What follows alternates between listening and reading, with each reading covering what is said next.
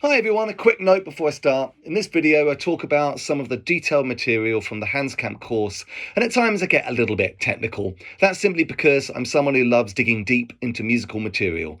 But I want to assure everyone that Hanscamp is genuinely accessible for drummers at all levels, less experienced players, improvers, intermediates, and advanced musicians all follow different pathways at a pace that suits them. You don't need to read notation or have loads of experience to get a lot from it. Hello everybody, it's Steve Rivers here from the Unbeatable Energy Drumming channel. Okay, I thought I'd do a mid-week reflection video because I have been at the Hanscamp North weekend. Last weekend, if you're in the UK, you probably know of Hans Sutton. He's a bit of a genius djembe, an amazing Dundun player, bit of an incredible drum guru. He runs a 4-day course in the Easter time in Norfolk, and he runs this slightly shorter weekend workshop in Northumberland called the Hanscamp North. And I got called up by Hans because he needed a Dundun player. And he asked if I would come along and play Dunduns, and not sounding gushy, but they felt like a real honour. Like, he wants me to play the Dunduns for his class. It's like, wow, yeah. So I felt like, I don't know, I felt like a jazz musician of the 1970s being called up by Miles Davis or something. I don't know. It was good. And what did I do the whole weekend?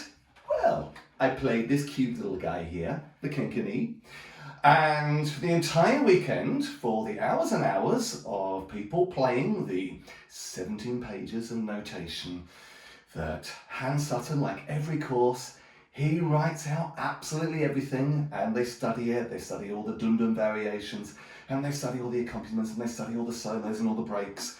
And what was I doing? Well, I was doing 2 rhythms. I was either doing this,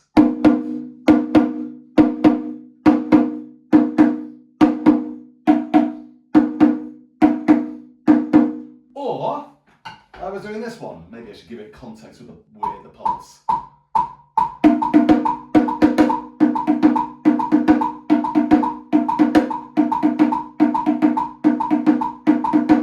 Like that. As some of you know, that's the classic counter one. We looked at that last week. If you haven't had a look at it, look up the big one. It's a 38-minute long video. It pulls that apart. This is very important. I know I've said that a million of times. But let's get back to this. Yeah, two rhythms. I was playing those pretty much all the time. And just as we got to the end of the course, I think Hans started feeling sorry for me because he thought, hey, poor Steve, maybe he isn't getting some of the action, you know, some of all the kind of the interesting solo stuff, yeah? And I was quite thrown because I was very, very, very happy. I was in joy throughout the entire weekend playing that rhythm, and I was getting an entirely different perspective of all the music. I was hearing it from the Kenkini, or let's call that the Kensedini, the little one that hears it all. And what an experience. You see, playing one thing and playing it and playing it and playing it for a long, long time, that's something I really enjoy doing these days. I suppose it's a little bit like a sort of a balance for me, because very often I'm having to teach and I'm having to think of lots and lots of different things, or I'm kind of playing solos, and I really like the idea of just doing one thing for a long time. And by the way, guys, I've done other videos about playing one thing for a long time, haven't I? And now I didn't get bored. Sometimes I got tired, but you get tired in all Hanscamp stuff because he passes out a lot of content. If you like content, you've got to go to his course. This is not just vast amounts of content with any fear that you're going to lose this when you leave, because he writes it all out for you. He notates it, and then he does several videos. On Saturday night, he was there for 2 hours, videoing all the different parts. I mean, yeah, that is on another level. And this is what is so special about his workshops. And this is something that I've taken away from my experience of being in Hanscamp North, because I have done Hanscamp sessions before, but I'd probably say this one was my best experience. Okay, so what things, I'll tell you what, I'm going to start from the beginning and we're going to look at what are the things I've taken away from the Hanscamp. Well, first of all, the first thing that I've taken from it, there was actually a sense of personal relief. And this is to do with the 10-week playlist that I've done on particular kind of 12/8 patterns that I've called the 12/8 patterns in the Soli pathway, which have a typical call and there is a certain kind of swing. And we were doing one of those types of rhythms. And I think that my slight fear was that all the things that I've been talking about were going to suddenly be turned on their head and be shattered, all my kind of beliefs. And I was unbelievably relieved that a lot of the stuff that he was talking about was reinforcing the stuff that I've been talking about in the playlist. So this video in a way is me almost like a recap of what we've done in the last 10 weeks and some little fresh things that Hans shared that don't contradict what I was saying, but actually reinforce it and they add a little bit extra and they really help. So that was brilliant. That really, really was. That was a sigh of relief. But to be honest, I do know that quite a lot of the stuff that I've shared in the 12/8 project so far, in the Soli pathway, a lot of this actually did originally come from Hans. A lot of the stuff about the swing. He was the first person to talk about the concepts of the swing. But there was lots of other things that were just incredibly helpful. Maybe I'll talk about just the swing because we have covered that in the playlist. We started in sort of week number 1 when I talked about the 2 pathways where you got a certain type of swing in the Soli pathway and a certain type of swing in the Socko-like pathway, which, just brackets, we haven't got to yet. It's coming up soon. And what I talked about was that the spaces in between the beats, you've got the short, medium, long spaces. The 1, 2, 3, 1, 2, 3, ba ba da da da da da da da da da da da da da da da da da da da 1, 2, 3, 1, 2, 3. And I think he had another way, perhaps a sort of a simpler way of describing these things, because it's a bit bitty when you have to say sort of short, medium, long, and he had a more abbreviated way of explaining the differences in the sort of the swing of Soli to the differences in the swing to the Socko. And I think the conclusion, I think he pretty much came up with this on the hoof, was a front-loaded swing and a back-loaded swing.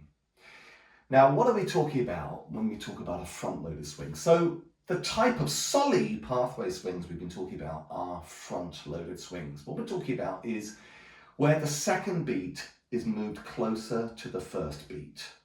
That's pretty much simple as it is.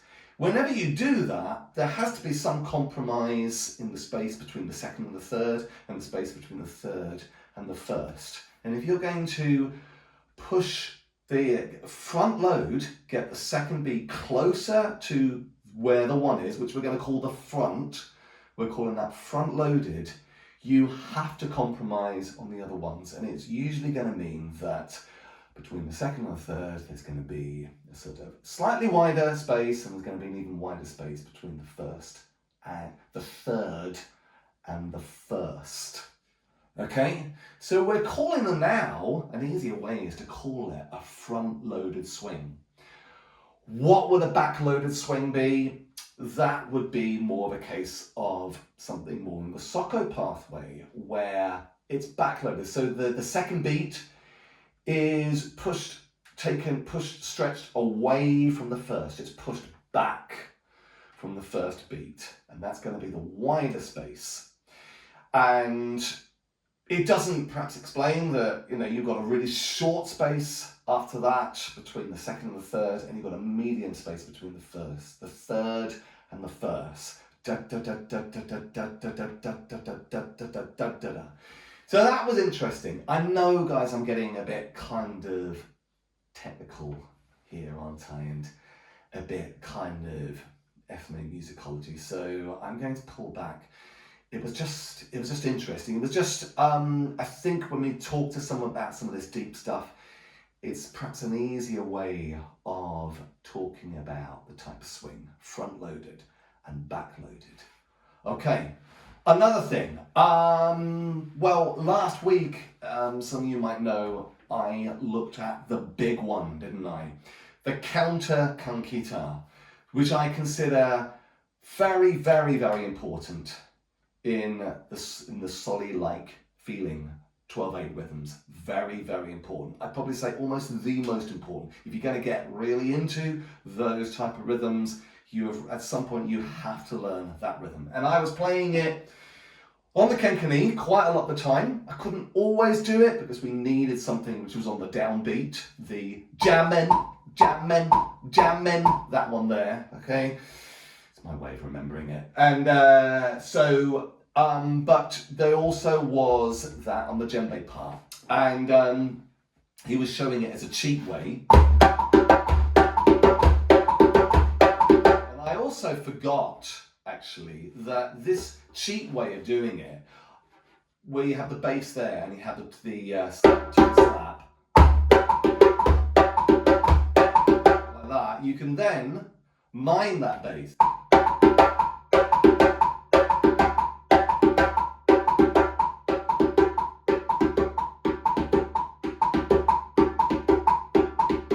See what I did there? I slowly, subtly, am trying to make that mime smaller and smaller until eventually I'm locked into this. Yes, I'm not going slow with this because I don't want to spend a long time. There's a whole long video all about that rhythm. But there was something really nice he showed me. I'd forgotten about this one. Okay, so the other one was, you got the counter one. And some of you might know, sometimes when you have the downbeat one,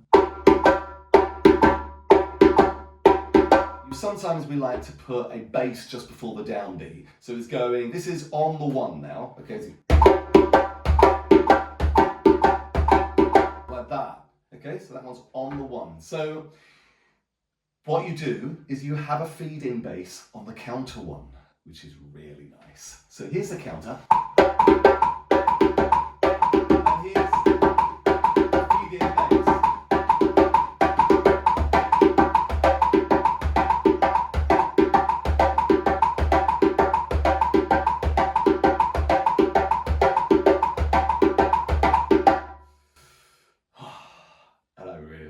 That one actually is really beautiful when you have it with the downbeat guitar. Really, really nice.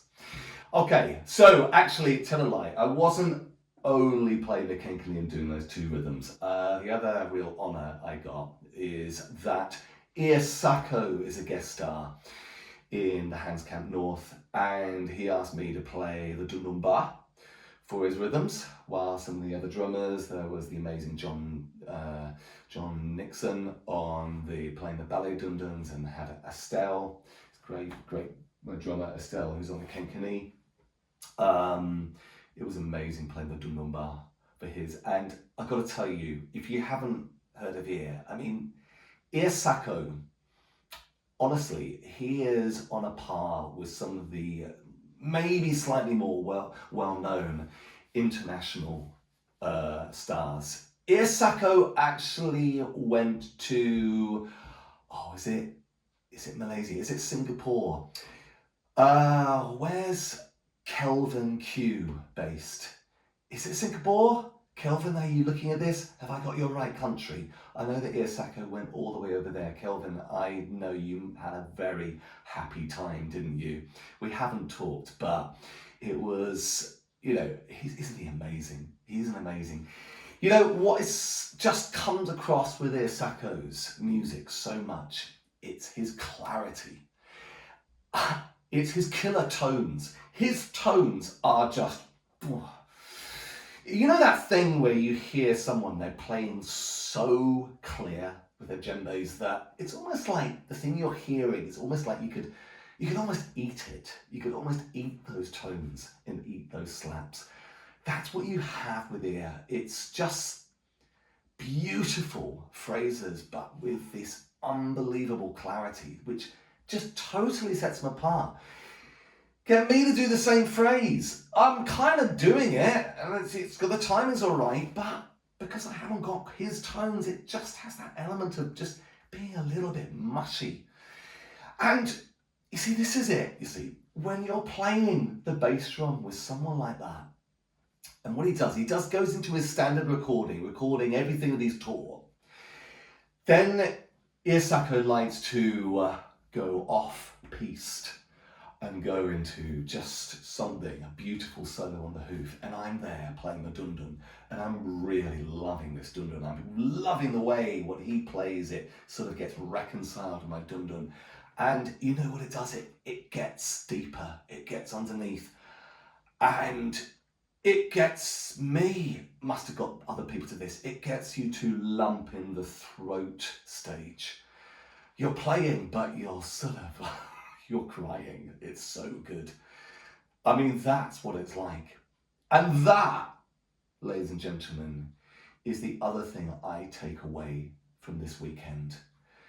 And it's about two ways in which I get engaged with music. And I talk about myself, but I bet other people know exactly what I'm talking about. Okay, so let's say we go to one of these intensive drumming weekends. We're given loads of content and we have lots of challenges. And when we get a challenge, well, at least for me, I consider it almost like the puzzle solving part of my brain. I don't get it straight away. I have to try it and try it and try it, get frustrated, and then finally I kind of get it. I mean, even though I was playing this rhythm, I was challenged because the real challenge was trying to play some of these rhythms while they had these long, complicated breaks, and I was there in the background.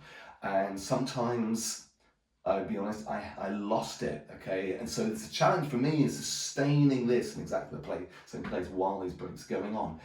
And you see, the thing is that this is like, I'm intellectually engaged at that stage.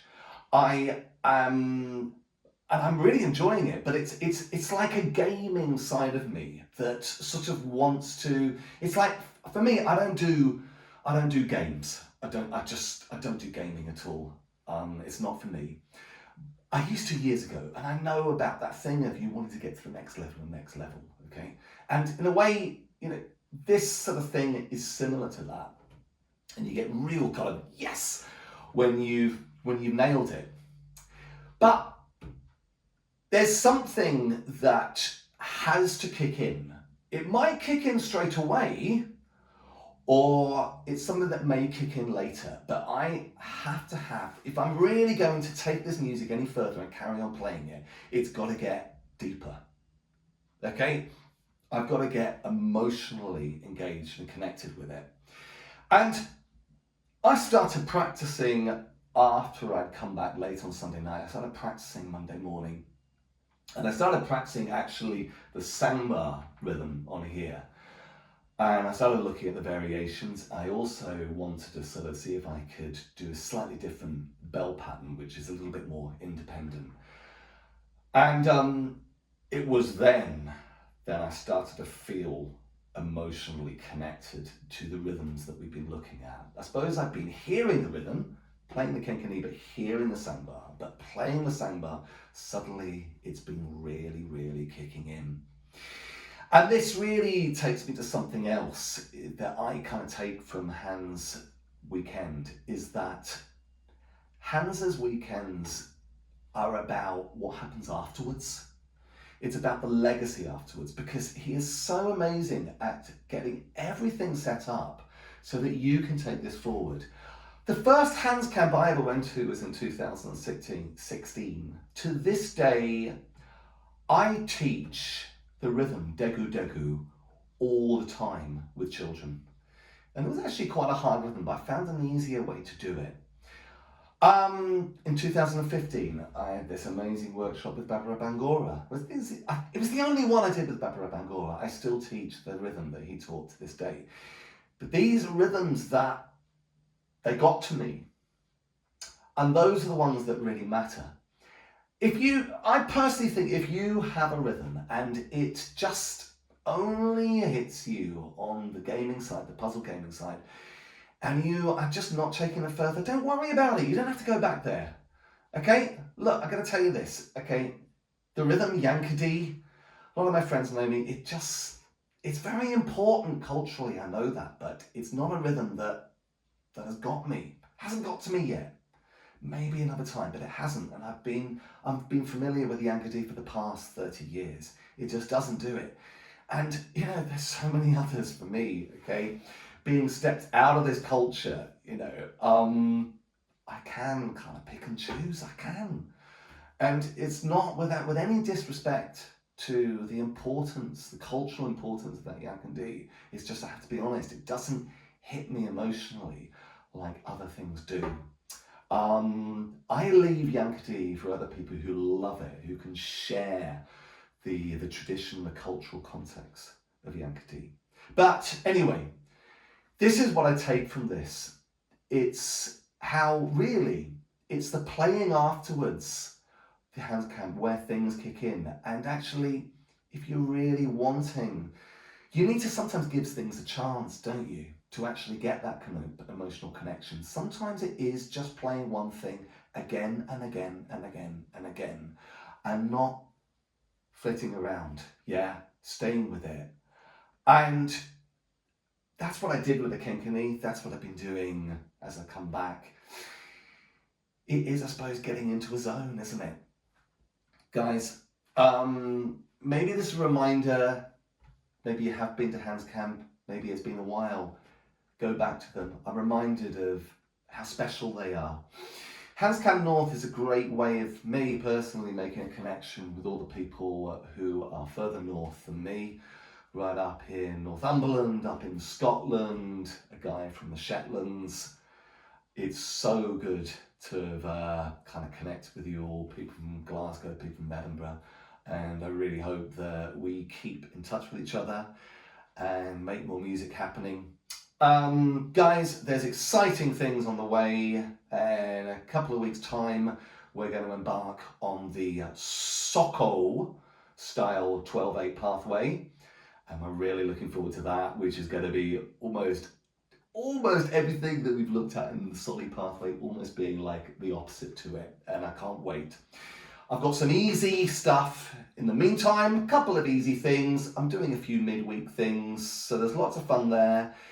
Like this video, if you haven't done, help me out, make the algorithms like me, share it more with other people, and subscribe to my channel if you haven't done, so that you get more rhythms in the future. You get the Soko playlist, and send me a comment if you identify with some of the things I've told you.